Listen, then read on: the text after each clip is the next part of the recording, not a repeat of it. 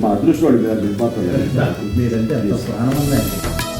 ఇంత తీపి జ్ఞాపకాన్ని మా అందరికి ఇచ్చిన దత్తు గారికి ఒక మంచి జ్ఞాపిక ఇవ్వాలి, గుర్తుగా ఇవ్వాలని చెప్పేసి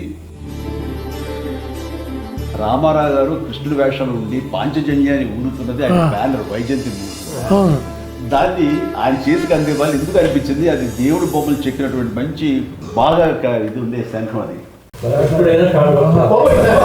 స్పందన చూస్తుంటే అంత ఇంత కాదు సార్.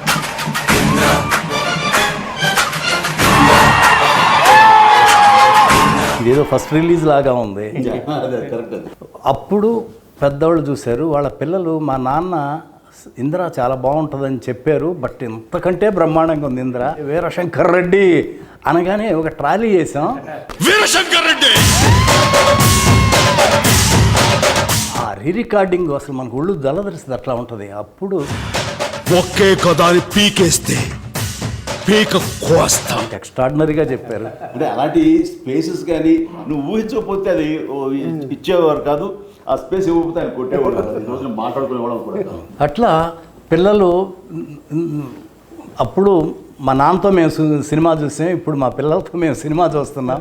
ఎవరో అన్నారు, నువ్వు ఇదివరకు నాన్న వాళ్ళ పర్మిషన్ తీసుకుని అమ్మ నాన్న పర్మిషన్ తీసుకుని వెళ్ళామండి, ఈ రోజున అమ్మ నాన్నలు పోయి మా పిల్లలు తీసుకుని వెళ్తాం నువ్వు అని. ఒక చిన్నపిల్ల అయితే సినిమా చూడలేదంట, వాళ్ళ నాన్న వేసే డ్యాన్స్ చూస్తున్నారు థియేటర్లో. ఇది నాన్నకి ఏం పోయేగానే వచ్చిందమ్మా, ఇలా డ్యాన్స్ చేస్తాడు, మోకాళ్ళు వంగట్లేదు, దాయి దాయి దమ్మకి వీట స్టెప్ ఏంటని చెప్పేసి.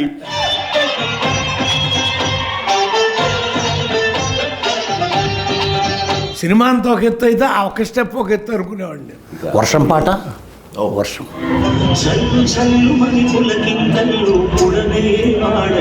ప్రతి క్లాసులోనూ ప్రతి ఒక్కడు నిన్న సీసాలు పట్టుకెళ్ళారు, వర్షం పడతారు థియేటర్లో సార్. తడిపిస్తున్నారా?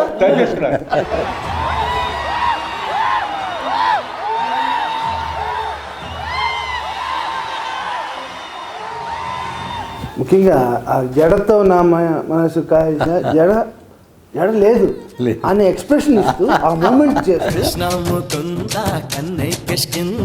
జడతో నా మనసు లాగేసిందా. కాదు మరి జడ మల్లె పువ్వులు అంటే కుదరదా, ఏదో ఆ డ్రెస్ ఏదో. సో మీరు రాసిన దానికి జస్టిఫికేషన్ ఇవ్వాలి అంటే నేను ఆసుగా హీరో పాడేశాడు, జడ టచ్ చేద్దామంటే జడలేదు అక్కడ. అది ఫన్ తోటి మీరు తప్పుని సరిదిద్దారు. టెంపో అది నాకు మరీ అన్న బంబంబోలే సాంగ్లో నేను నిన్న ఎక్కడ ఇంటర్వ్యూ చెప్తాను, నేను కూడా చిన్న డ్యాన్స్ మూమెంట్ డాన్స్ చేశాడా ఏంటంటే అన్న, మీరు ఆ టీషర్ట్ ఈ మధ్యలో పెట్టుకొని ఇలా ఇలా పెట్టుకొని ఇలా ఇలా ఇలా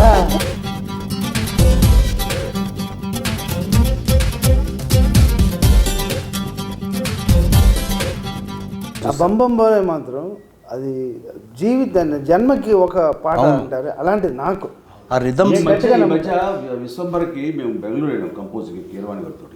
వెళ్ళిన తర్వాత ఒక భక్తి సాంగ్ ఏదో కావాల్సి వస్తే బంబంబోలే లాంటి సౌండింగ్, బంబంబోలే లాంటి ఒక వైబ్రెంట్ సౌండింగ్ తోటి కావాలని విశ్వంబర్ డైరెక్టర్ సిస్టర్ పట్టుబట్టి ఇస్తానయా నీకు అని కీరవాణి గారు చతుర్థంగా ఇచ్చారు.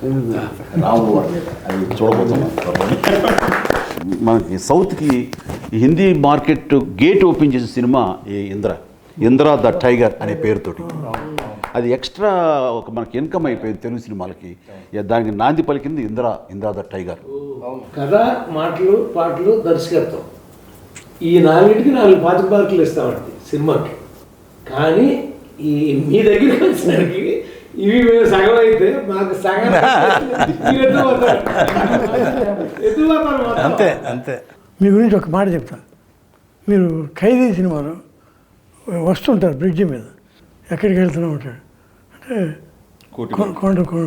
కోటిపల్లి ఓహో అని వెళ్ళిపోతుంటాడు. కానీ మీరు షిఫ్ట్ అవుతారు, ఏంటి కొండపల్లి ఎక్కడికి వెళ్తున్నాడు అంటే మనసు మార్చుకున్నాం. అట్లా మీరు ఇండస్ట్రీకి నటుడిగా వచ్చారు, కానీ మనసు మార్చుకుని మహానటుడు అయ్యారు. అది ఈ సినిమాలో మెగాస్టార్ చిరంజీవి గారు హీరోనే కాదు, మేము ఫస్ట్ స్టోరీ డిస్కషన్ అయిన తర్వాత ఇంకా ఎందుకు కరెక్ట్గా రావట్లేదని దత్తు గారు నేను అన్న మీరు రావాలి, మీరు కూర్చోవాలి. అప్పుడు కానీ పెద్ద అబ్బాయి కుదురుగా కూర్చోడు అంటే 4 రోజులు ఆయన వచ్చి, ఆయనకు అవసరం లేదు డైలాగ్, సీన్ బై సీన్ అనుకుంటా మొత్తం ఫుల్ స్క్రిప్ట్ రెడీ చేసుకున్నాం. జగదేవి వీరు అతను సుందరి నుంచి ఆయన చేసి సినిమా అన్నింటిలో నన్ను కూర్చోబెట్టాడు. అందరూ 2.5 months కూర్చున్నారు ఆయన దేవగిరి సుందరికి మద్రాసులో. రాఘవేంద్ర గారిని 5-6 రోజులు మిస్ అయ్యాడు కానీ 2.5 months ఆయన తపన ఇది అంతా ఎంత ఎక్స్ట్రాడినరీగా ఉంటుందో. ఫైనల్ ఇప్పుడు లెంగ్త్ ప్రాబ్లం వచ్చింది, మేము ఫస్ట్ కాపీ చూసాం. 3 hours 20 minutes వచ్చింది. 25 minutes తగ్గించాలన్న ఇది 18 నిమిషాలు 20 నిమిషాలు లేపు అవుతాం. ఇప్పుడు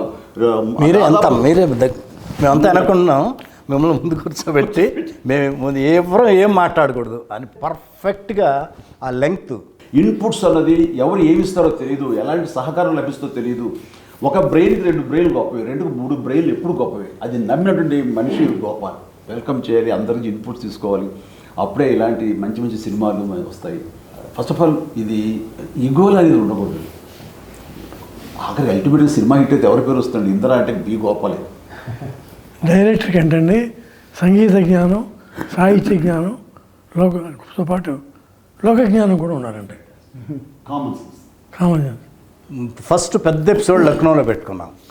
షౌకత్ అలీ ఖాన్ కొడతా ఉండేది, కట్టేసి కొడతా ఉంటే అక్కడ ఒరిజినల్గా అక్కడ డైలాగ్ దెబ్బలు తిని కామ్గా వెళ్ళిపోతారు, డైలాగ్ లేదు అక్కడ.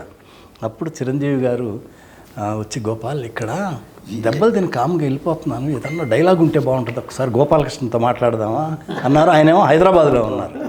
అప్పుడు చెప్పారు గోపాలకృష్ణ గారు, చిరంజీవి గారికి ఇది ఫోన్ ఇచ్చాను, తప్పు నా వైపు ఉంది కాబట్టి తలదించుకొని వెళ్తున్నాను. ఆ డైలాగు లేకపోతే ఆ సీను గొప్పగా ఉండదు. నాకేంటంటే ఏదైనా సరే ఇది రాఘవేంద్ర గారు నేను నేర్చుకున్నది. ఎలాగంటే రాఘవేంద్ర గారు ఏదో సినిమాలో మంచి దొంగ సినిమాలో మోహన్ బాబు అలా పైన చూస్తుంటే కింద నుంచి వెళ్ళాలి. అయిన తర్వాత ఫ్రేమ్ పెడుతుంటే ఆయనకి ఎక్కట్లేదు, ఎందుకంటే నేను డౌన్లో ఉండి హీరో ఆడాడు, మోహన్ బాబు క్యారెక్టర్ పైన ఉంటుంది. ఆయనకి నచ్చలేదు. బాబాయ్ నువ్వు అలా 2-3 స్టెప్స్ ఎక్కి రివర్స్ తిరుగు, తను కిందకి దిగి వస్తాను. ఎందుకు అట్లా ఇల్లాజికల్గా ఉంటుంది కదంటే, బాబాయ్ నా హీరో ఎప్పుడు టాప్, హీరోది పై చేయిగా ఉండాలి, తగ్గడా వీలేదు. ఓ జనం అది ఎక్స్పెక్ట్ చేస్తారా, మాసం ఉంటుందని నేను అక్కడ ఒక లెసన్ నేర్చుకున్నాను.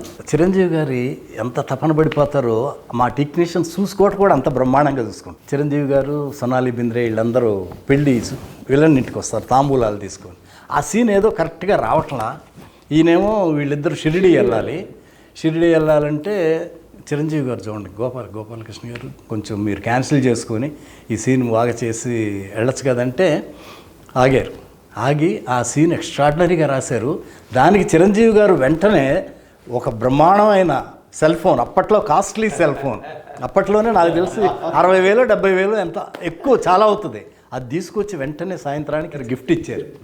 ఆ సీన్ యాక్ట్ చేశాడు. అసలు ఎట్లుంటుంది, డ్యాన్సులు ఎంత అద్భుతంగా చేస్తారో. ఆ కండవ వేసి కుర్చీ లాగి దగ్గర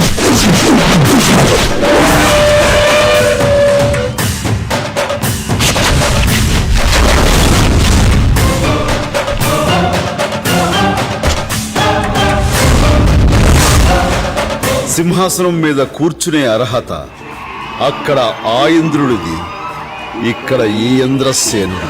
ఎంత బ్రహ్మాండంగా చెప్పారు ఆ డైలాగ్. ఆ సీన్ అన్నా నేను మిడ్ నైట్ 12ంటికి ఇప్పుడు ఎడిటింగ్ చేశాను. దత్తు గారు ఒక ఉండగా వచ్చారు, 12 o'clock వచ్చారు. చూపెట్టి గోపాల్ ఎక్స్ట్రాడినరీగా ఉంది, గోపాల్ బ్రహ్మాండంగా ఉంది ఈ సీను అని వెంటనే 12:30కి చిరంజీవి గారికి ఫోన్ చేశారు. ఫోన్ చేస్తే వదినమ్మ సురేఖ్ గారు ఫోన్ తీశారు. దత్తు గారు ఏంటి ఇప్పుడు చేశారు ఏంటంటే, లేదు నేను బాస్తో మాట్లాడాలి, పడుకొని ఉన్నారు, లేదు లేపండి మాట్లాడాలన్నారు.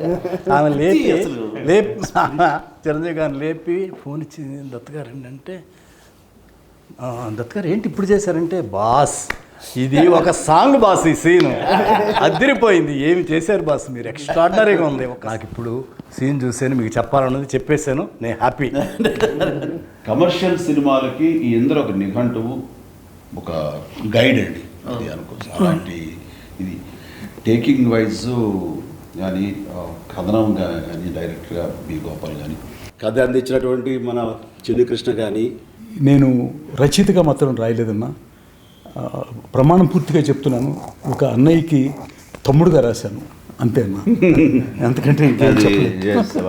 చిరంజీవి గారు లేకపోతే అసలు ఈ అశ్విని దత్తు ఈ ఇండస్ట్రీకి వచ్చి ఏమి చేశాడంటే ఏమి చేయలేదనే అర్థం వస్తుంది. జగదేకవీరుడు, చూడాలనుంది, ఇంద్ర, ఇలా చెప్పుకుంటూ పోతే అన్నీ గొప్ప సినిమాలే. చిరంజీవి గారికి ఏమి ఇచ్చి రుణం తీసుకోవాలో నాకు అర్థం కాదు. నేను ఆ మాట మీరు పెద్ద పెద్ద మాట నేను ఒప్పుకోను సార్. మీరు డెఫినెట్గా మేము మీ రుణం తీర్చుకోవాలి. ఇందిరా 2 చేయాలని నేను నా కోరిక. డన్ బాబాయ్, డన్.